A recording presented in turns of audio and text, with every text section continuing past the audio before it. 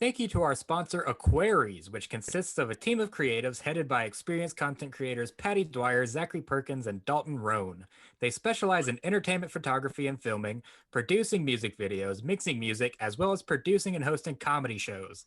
Got an idea? They'll bring it to life. Catch them on Chromecast on April 25th. Contact their Facebook or Instagram to find out how they can bring your vision to life. And as always, thank you to our Patreon supporter, Mr. Ernie Kinnemer, and let's start the show. Here we go. You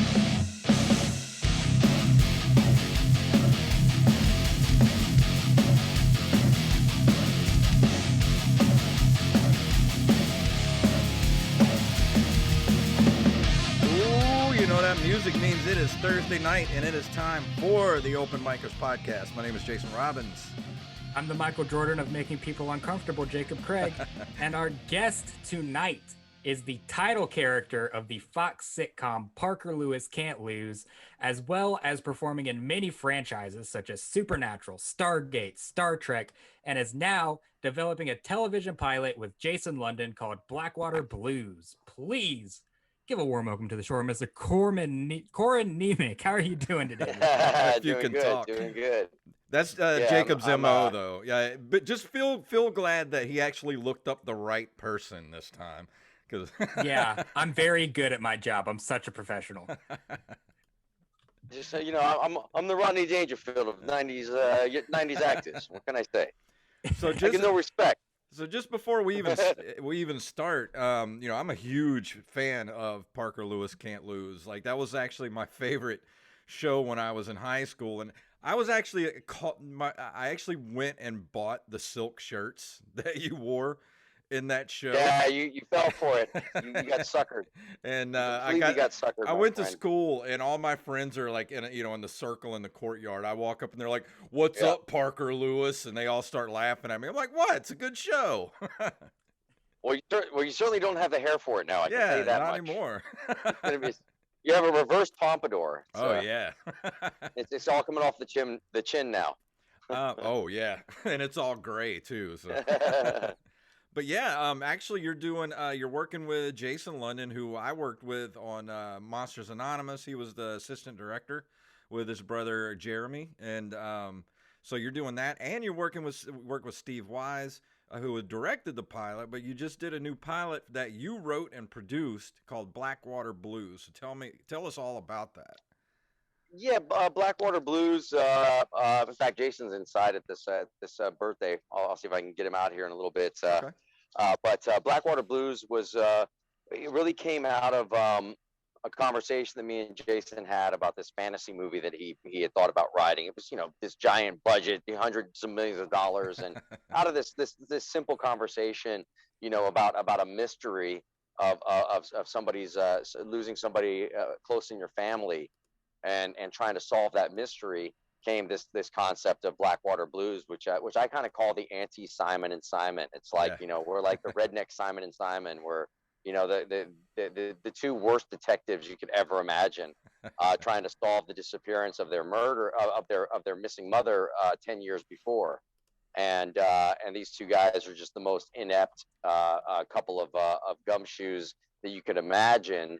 And so as they go to uncover the disappearance of their mother, they start uncovering all of the crooked underbelly of the small town they live in down in the Gulf of Mississippi. So what happens now? I mean, you've done the pilot. It's in the can. Just got to edit it, and then what happens at that point? How, are you going to go personally and pitch it, or like what are the places you're going to pitch it? Well, yeah, I mean, we have some.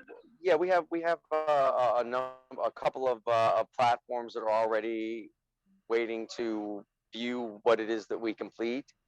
Some of them have already looked at our initial pitch package that we put together, and so they're already kind of warmed up to it. And then we'll show them what we filmed and see what they think of that, and go from there. You know, what I would you know, love to see happen is the minimal getting at least an order for them, and then we'll self-finance, or the maximum having, you know, a studio or network step in and either co-produce or finance it or whatever, you know. But you know, we kind of do things a little kind of untraditionally down here. Not really the studio style, which affords us the ability to shoot a lot faster.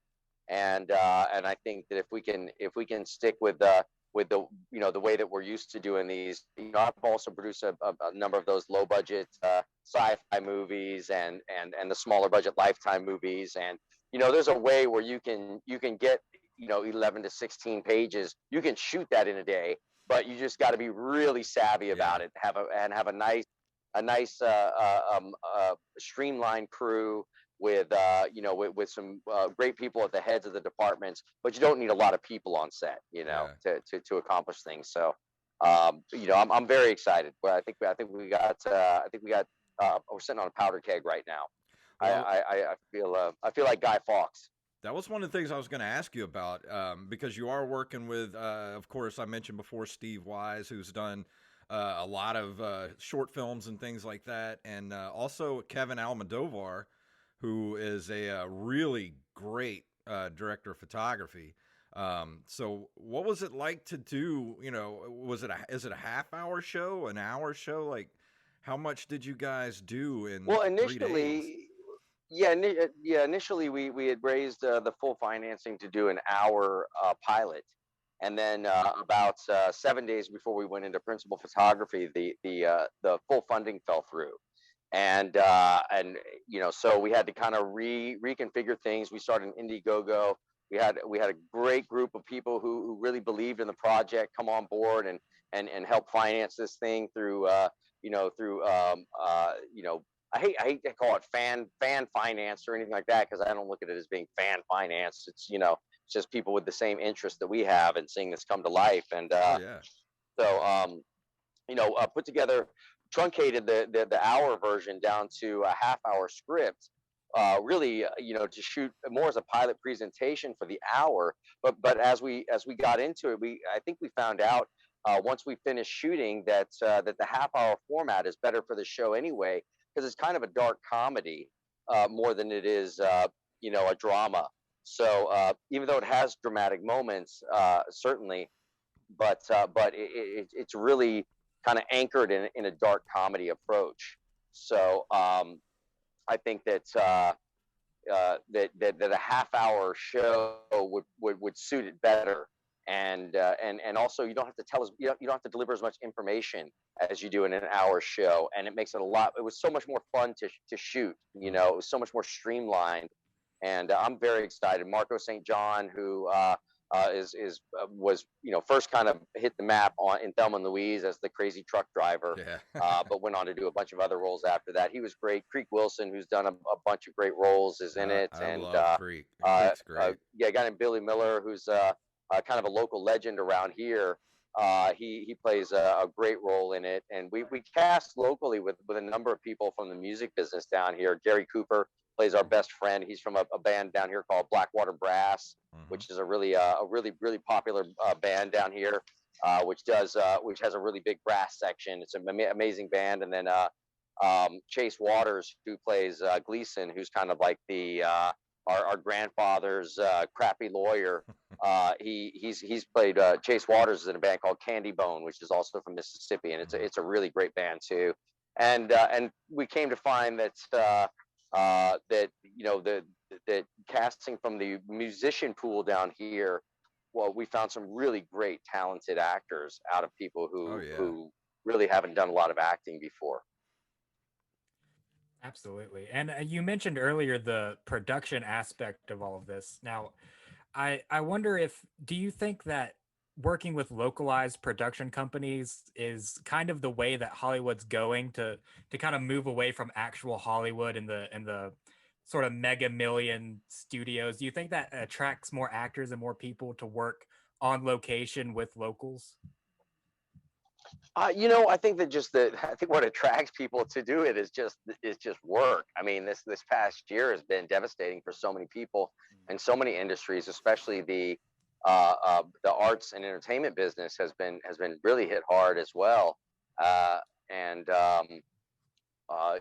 not playing a tiny violin or anything like that. You know what I mean? I'm just saying that when it comes time to do what it is that you love to do, you either have an opportunity to do it and you take the opportunity, or you come up with some excuse not to take the opportunity to do it and you do something else. Yeah. So what we would love to see happen down here in Ocean Springs, Mississippi, where the show takes place in the fictional town of Blackwater, is bringing a show down here, bringing the local film community that is down here, the people who've either moved back here from Hollywood, or those who have been working down here, for a number of years, but kind of satelliting between Georgia and Louisiana, for instance. But to get a show like this off the ground would lead to a lot of other great projects for the local community, and I'm very stoked about that. Absolutely. Represent Ocean Springs, Mississippi. Oh, it's a great place. I don't like talking about it because it's such a cool place. I don't want anybody to find out and start coming down here. Property values will skyrocket. We don't need that.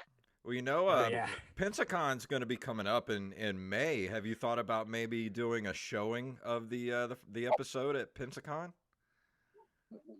Well, we discussed that. I just don't think we'll have it ready in time, for something like that. Also, there's, there are issues with if we do treat it as a half-hour pilot, which we certainly have the footage for. It's written in a half-hour pilot format at this point, and we got everything we need. So if we shop it as a half-hour pilot, then we'd be selling it as is for the pilot episode, pretty much, maybe with a few little additions here and there. But that'd be pretty much the pilot episode, which would be great for Steve Wise as well, as for Kevin too. Obviously Kevin we want to bring on for the whole series, as well as Steve coming on producing with us, along with the alternating directors. But that said, everything just fell together so well, and we can't really show it in too much of a public format. Those people who did invest through Indiegogo, when we have it ready, we're going to set up like a private Vimeo or some type of place where they're able to see what they invested in and be able to get the whole thing. Then we'll edit that down to more like a minute and 25-second trailer that we'll put out publicly to help shop and draw attention to the show. But we don't know if we're going to platform the show ourselves yet or not. Go to YouTube Red, or if all the stars align like they have been, we'll end up selling it to one of the platforms that are already waiting for it now, which are pretty big names. That's the three off the top of my head, I can't say which ones they are, but they're big enough to where we wouldn't have any budgetary constraints. Absolutely. Yeah, I can imagine the newer services like HBO Max or Paramount Plus would be salivating to pick up something like this, because they've been buying up things like crazy, but they don't really have that original, especially dark comedy yet. So I mean, I think that I wouldn't be surprised to see it on a big streaming service like that. Yeah, that's you're right along the lines of the kind of places that we're knocking on doors at. And me and David Faustino, we did a series years back called Starving. It was a half hour. What was that? It was written to be a half-hour comedy. It turned out to just be a web series for Crackle when Sony Television bought it. But we did the same thing with that. We had shopped around just a kind of a packaged version of the show, and ended up realizing that we just needed to shoot our version of it, which was like a mock reality show that was just hamming me and David Faustino playing ourselves as actors in Hollywood. And we shot a small presentation version of it, kind of a 7 to 9 minute, little presentation of what the show is going to be. And within 2 weeks had it sold, to Sony Television, and did 12 episodes of it. So in a similar fashion, we're kind of approaching it this way as well. Although in that one, we didn't really, it was in 2008 or so. So it's the same online fundraising capacity that you have today, you don't have back then. Oh, yeah. But still, it's just a great way to be able to cut to the chase, and there's no reason I feel like that sitting around waiting for the next handout when we have everything around us necessary to be able to make something happen make something happen right. I got great relationships over the years, along with Jason London and our whole team. We have great relationships with writers for writing staff, and for directors, for rotating directors, for producers on set, with stunt coordinators, with, you name it. I mean, it's just, Benjamin Easterday, who's my producing partner on this, in our film company, who helped really bring this thing to fruition. He's also a stunt coordinator on top of it, and plays one of the characters in the film. So there's a great way to be able to kind of wear different hats, and condense everything down, especially in a place like Mississippi, where you have so much more freedom to kind of do things your own way down here. So how do you feel as far as producing? Do you like producing, or would you rather just sit back and let other people produce? Or because I'm not a fan of producing. Producing's not fun to me at all. How do you feel about it? No, I like the creative side of it, myself personally. I really enjoy the creative side of putting the team together, and working with the different departments, and that side of it. But on this one, I was wearing so many different producer hats. I mean, from location managing, to working in the transpo department and wrangling vehicles, to tracking down caterers, to we finally started to fill up different hats for different departments, and some of that load was taken off of me and some of the other people. Brad J, who's a local producer down here, I brought on board. He that guy was, me and him together at a certain point, we looked at each other, we're like, we're never going to make this happen, because it was like just us two all the time. Finally, when the different roles started being filled out and everybody started getting their hats on, it started working out in a much more kind of fluid and organic way. And then once we got Steve Wise on board, and he brought Kevin on board, the rest of the team came together. Wes Cavins, who's a great producer locally down here, Wes was on board, and he knows a lot of local on the other side of the camera. So it just, and on our days, our first day of shooting, we wrapped a half hour early. Our second day of shooting, we went about 45 minutes over what we had timed out. But then our third day of shooting, we wrapped an hour and 40 minutes early. So I mean, that's how well oiled, well greased, and well prepared everybody was, from the directing side to the producing side to the acting. We just went in, everybody knew what we needed and wanted and had to get, and we knocked it out. And I really think that the product that we have at the end of the day is, it's along the lines of Ozarks, is what I said. Thematic, like cinematically, like having those really natural kind of, tones and colorations, not overlit. Really, you just feel like you're looking through a peephole at somebody's life, So well, you got Kevin pulled that off, excellent. You got the perfect DP for that, because Kevin has a good eye. Exactly. Yeah, he killed it. I mean, it's just going to be so, when people realize what we can really do, it's going to be on. We're going to have a great time. We're going to make this show. We're going to have a great team together. You guys can come down and live stream from the set one day. Yes. Hell yeah. We can use your forehead as a bounce in case we need some extra light in the scene. That would I'll be the lighting bounce and Steve's coffee guy. Exactly. I can go get his coffee for him. Exactly. Well, a couple of things. You can keep the coffee hot by reflecting the sunlight into the coffee cup from Hey, don't give Jacob ideas now. He's gonna start ripping on me even more than he already does. I need you to co-host the show, because I mean you're upstaging me when it comes to bald jokes. Yeah. Well, look, I could get it on you about that Justin Bieber dude you got going on. It went out of style 18 and a half years ago. Hey, or it's the Leave It to Beaver style, or we could just call it Leave It to Bieber. Hey, he just did it at his 11th birthday last week for the shows. So he's halfway to being an adult. I love it. But so what are you gonna ask?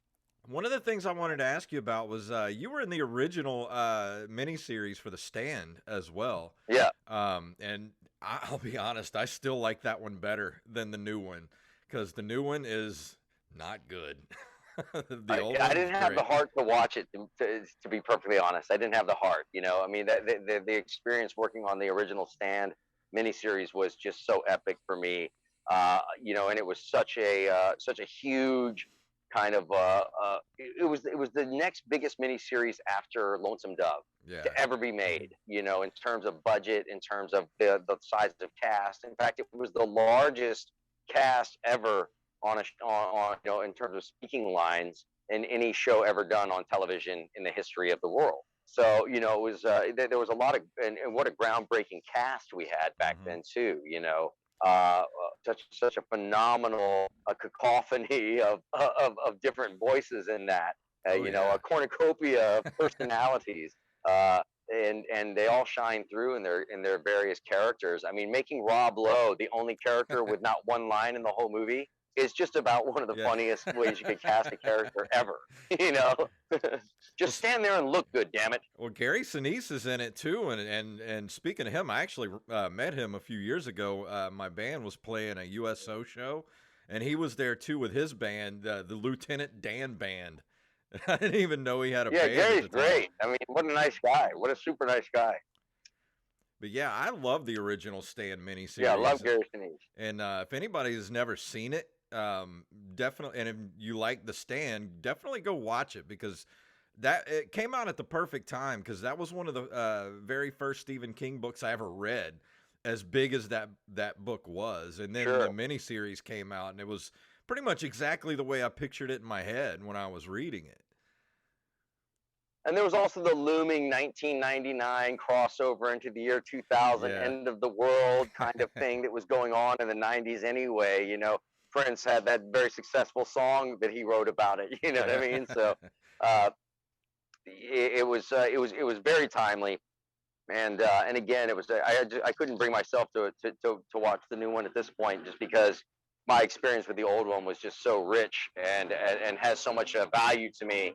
The one thing you will notice about down here and anywhere in the South is a lot of people with very large trucks and loud exhausts, but with no dirt on them at all. Yeah. Have never seen dirt road in their lives.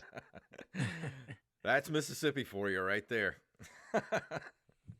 Oh, that's Texas, Florida, Georgia, Arkansas, you name it. I just want to ask you, one more thing about Parker Lewis. Why is it not streaming anywhere? Do you know why it's not streaming anywhere? Is that like It is. It's on. It is. I think it's on Crackle. I think it's on Crackle now. Actually, oh, it's now I think on it's been Crackle? on Crackle for a couple of years now. Okay. It's been on there for at least a year and a half, 2 years, maybe a few years now. It's been on. I know. At least that's what I hear. At least 2 seasons of it are. Okay. I don't know. I don't know. Much else beyond that. You know what I mean? It's one of those weird stories. It's like here in America, it was kind of a cult classic. It's like if you saw it, you saw it, and then it disappeared in 1994, never to be seen again. But over in Europe, they ran it over and over and over again for several decades. So there's a few generations of people who grew up on Parker Lewis over in Europe. So when I go over there, it's a whole different. It's like the David Hasselhoff effect for me over there. You know what I mean? Well, the thing is, a couple of years back, I tried to look up DVD copies of it, and even on like Amazon and eBay, they're going for like crazy prices because they're not available anywhere. And I'm like, man. Well, it was Shout Factory who got the rights to print the original DVDs, and I don't know if they only had a certain amount of years that they were allowed to do it or something like that, or they discontinued it, or did they go out of business? I have no idea. Yeah. But that would be the reason why they're really hard to come by at this point. And Lord knows you don't want to accidentally buy the German version. Well, I figured it might have been one of those weird things, like with a lot of 90s shows, it's hard to find them streaming anywhere, because back in the 90s, you had weird things like a show would be produced by CBS but shown on Fox or something, or syndicated, and it's really hard to like. Well, it was mostly studio it was Studio Network. We were Sony Television and Paramount. I mean, we were Sony Television and Fox Network. Yeah. So a lot of times there was a lot of cross pollination, and they'd split the cost of the show, the budget of the show, and then the one would get the domestic, one would get international, one, however they split the pie up, but the deals certainly weren't as lucrative back then as they probably are today. I can tell you that much. Yeah. Freddie versus All in the chat room says, how many world-ending events do we have to survive again? Like, yeah, they wait until the pandemic hits to put out the new version of The Stand. I'm like, I don't think people want to see that right now. Like, that was a weird little time to put that out. I don't know about that. That's weird. It's a found footage TV show from yesterday. But so, in addition to Parker Lewis Can't Lose, you've appeared on a lot of different television shows that have sort of developed these huge fandoms around them. So I'm curious to know which one you get recognized for more between Supernatural, Stargate SG-1, and Beverly Hills 90210. Oh, definitely Stargate and Supernatural for sure. 90210 is normally like it takes them a while to figure that one out. But yeah, I did steal all of Tiffany Amber Thiesten's money and get away with it. So that was the only good thing that came out of it.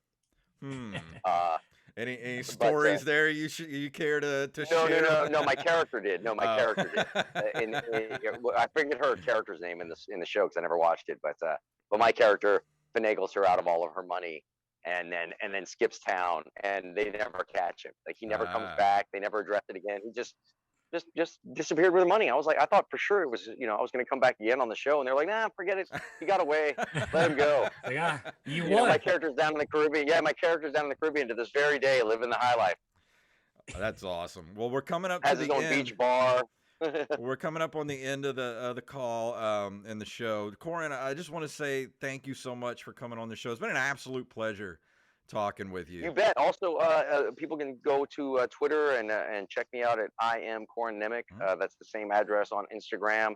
There are some fake Instagram accounts out there because for whatever reason I can't get blue ticked on Instagram, which I really don't care about, but whatever. That said, you can also follow BW Blues TV on Instagram and Twitter, and you can track what's been happening with the show. You can see some on-set photos and some behind-the-scenes stuff, and find out more about it.